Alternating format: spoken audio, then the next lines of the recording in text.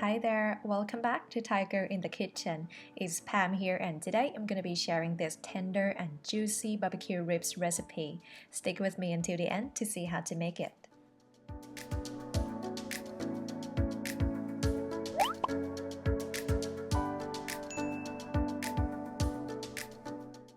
To tenderize the ribs, there's a couple things to prepare. Let's jump into it. Today I'm using 1 kilogram of spare ribs. You can use baby back ribs, St. Louis cut ribs, any type you like. Then we need baking soda or bicarbonate of soda, the key ingredient for the tender ribs, and some water. There's one part of the pork ribs that will not be softened no matter how long we cook, and that is the membrane. It's a piece of tissue that is attached to the underside of the pork ribs. Tough and chewy, we need to get rid of it. So use a sharp pointy knife to cut open the corner a little bit, enough for us to grab and pull.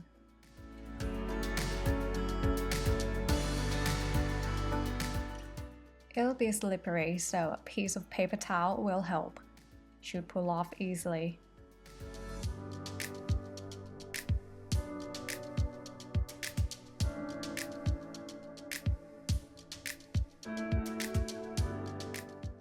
Grab it tight and pull down slowly so we'll get the whole sheet off. And done! Okay, let me finish another rack of the ribs quickly.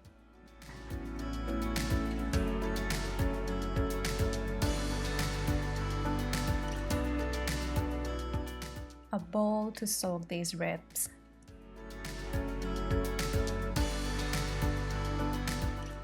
Use about 1 tablespoon of baking soda to sprinkle all over the ribs on both sides.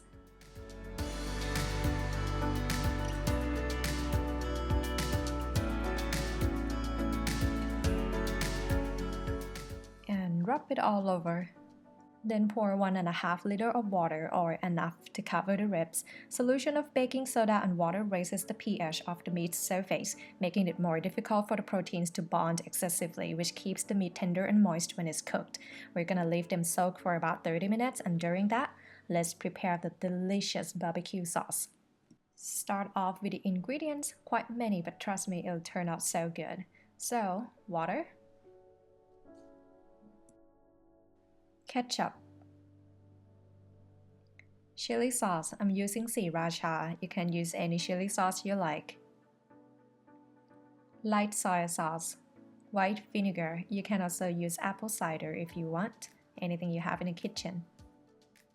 Paprika powder, salt, palm sugar, coriander seeds for a nice aroma. If you don't have coriander powder, it's totally good. Oregano. And this is optional. If you like it a little bit spicy, then add chili powder to the list. Okay, let's toast 1 tablespoon of coriander seeds. We are on medium heat here.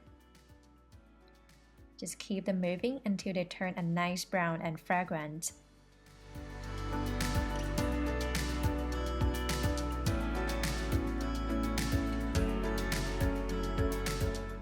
Then we're gonna grind them roughly. Palm sugar. Slice roughly so it dissolves easier in the pot. We'll need 4 tablespoons of it. Okay, let's move to the stove. The heat is not on right now. Pour 300 grams of ketchup,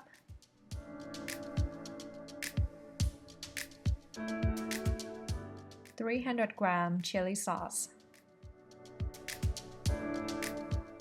1 tablespoon ground coriander seeds, 4 tablespoons palm sugar,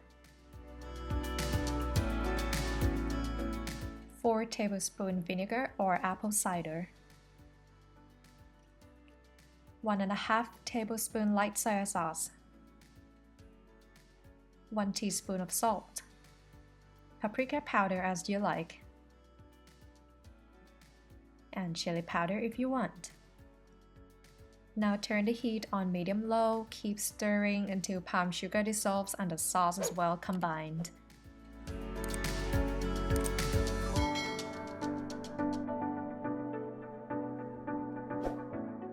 Then add 1 liter of water.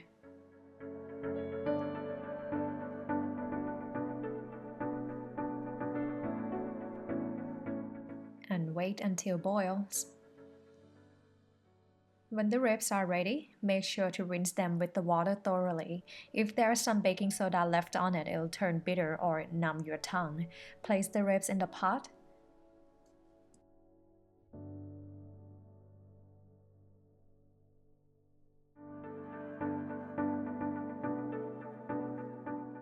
And make sure they are under the sauce. Close the lid so the sauce is not reduced quickly. Let them simmer for 40 minutes on medium-low heat.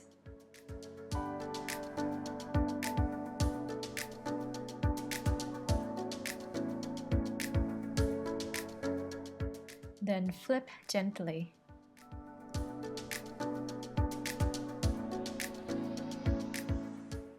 And again, make sure the other side is under the sauce, and this time, no lid on. Leave them for another 20 minutes.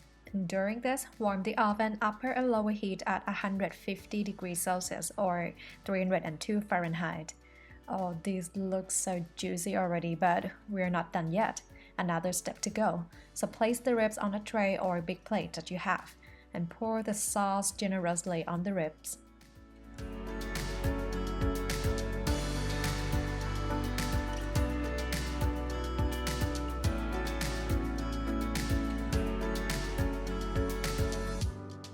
As you see, the sauce is still a little runny. Apply a lot of them all over the ribs. We're gonna do one last cook in the oven to let the sauce caramelize and thicken up. Squeeze into the meat, it'll be so juicy. Put the tray in, no need to cover. Cook in the oven for 15 minutes.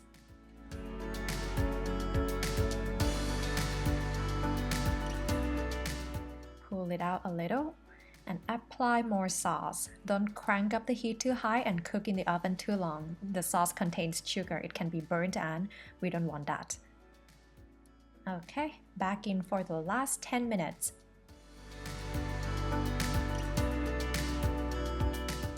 And here comes the lovely moment. Smells so good.